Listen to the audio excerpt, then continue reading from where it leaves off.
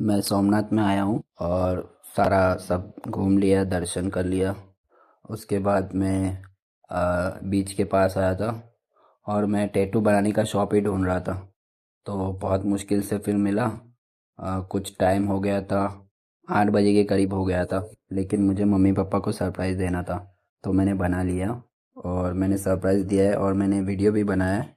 तो आप लास्ट तक देखना।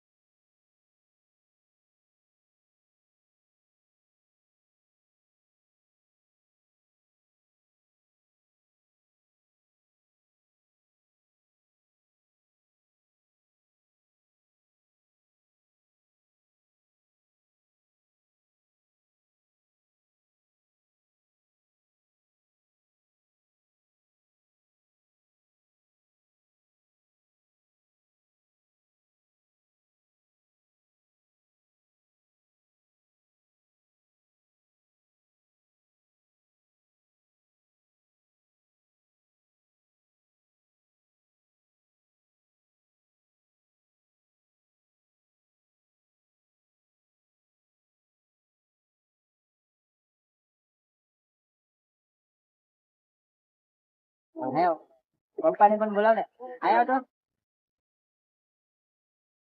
જલ્દી આવ ની અરે તે તો પડાવા ગયો બાપા